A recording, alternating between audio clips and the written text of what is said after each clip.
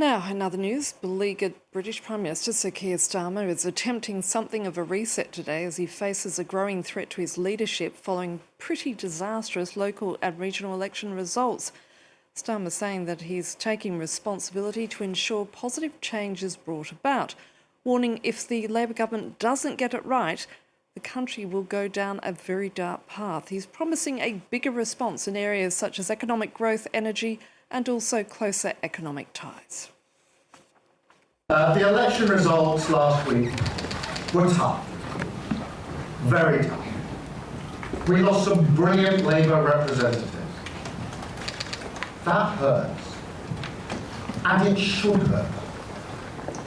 I get it, I feel it, and I take responsibility. This hurts not just because Labour has done badly, but because if we don't get this right, our country will go down a very dark path. Joining me now is Martin Farr, a UK politics specialist from Newcastle University. Thank you very much for joining us, Martin. When it comes to politics, is Sir Keir Starmer a dead man walking? I wouldn't quite put it in those terms, but I don't think his speech this morning changed anything. It was better delivered than his speeches tend to be, but that's a low bar. And it was bolder than his speeches tend to be, but that's also a low bar. He didn't really offer any specifics on the kind of change of direction that MPs were calling for over the weekend after the disastrous results from Thursday's local elections and elections in Wales and Scotland. His promise to move closer to the European Union was very vague. He mentioned the youth mobility scheme, which is rather a detail. Nationalising British Steel was the boldest, should we say, left-wing measure, but British government already runs British Steel effectively. So there was very little there apart from his determination to continue, which is his best chance because of those who may replace him, no one is especially well situated at the moment. Given what you just said, what should he have done with this opportunity? How could he have gone further than what we heard this morning? There's a case for saying there's nothing he could have done, that the mind of voters is settled on this Prime Minister. It was settled some time ago, and it's a negative one. And the view of his backbenchers was also settled before the local elections, which were as bad as expected. He's always lacked a political profile, he's lacked political ideology. The attributes that were thought to be benefits to him, that he wasn't a career politician, that he had a big job in politics before becoming a politician, indeed was a prosecutor from the left, which helps neutralise notions that left-wing people are soft on crime. All of these have proven to be deficits in office. He's demonstrated that a politician needs politics and a sense of politics. And one of his many crises, the Mandelson affair, removed his effective brains, Morgan McSweeney, who was the political sort of genius of the operation, which was really a project to regain the Labour Party from Jeremy Corbyn and the far left and to empower. And to that extent, it was very successful, but it hasn't been successful in office. And his timidity as a Prime Minister, the timidity of the manifesto, indeed, was revealed, I think, today with what had the potential to be yet another reset. It's very hard for Prime Ministers to keep resetting themselves, and he's done so continuously, despite the government not yet being in office for 2 years. Does he command any support at all within the Labour Party? There were one or two people who heckled critical questions at the press conference this afternoon, but there are very few people that support Starmer.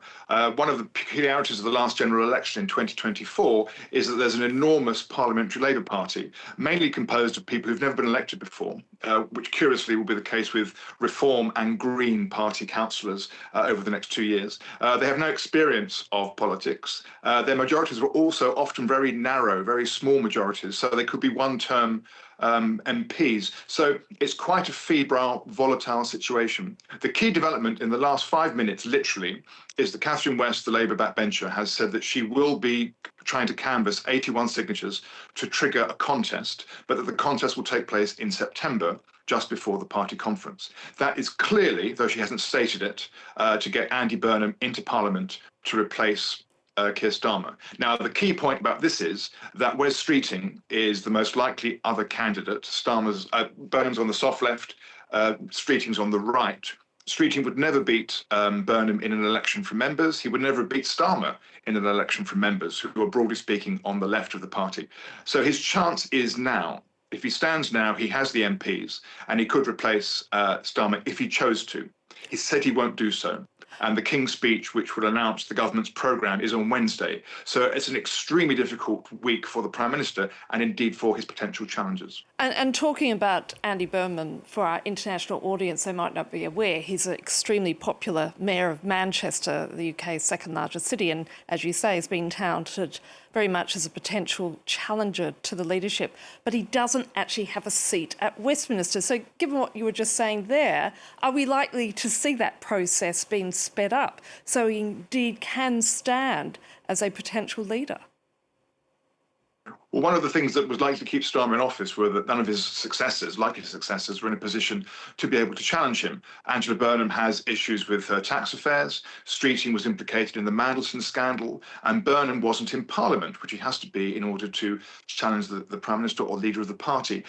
Ironically, the results were so bad last week that Burnham's chance of winning a seat has diminished. So the Prime Minister's unpopularity, in a bizarre way, actually may keep him in office. Were Burnham to be in office or be in Parliament, which Starmer blocked last year, then there will be a natural and obvious progression. There's no consensus candidate, but Andy Burnham, the Mayor of Manchester, the so-called King of the North, not from London, speaks human, looks human, is widely thought to be the most likely person to reassemble Labour's loose coalition, to appeal to voters that went to the Greens, and to be able to give some sense of narrative to the government that the Prime Minister has so singularly failed to do. Martin Farr, I'm afraid we're going to have to leave it there. Thank you so much.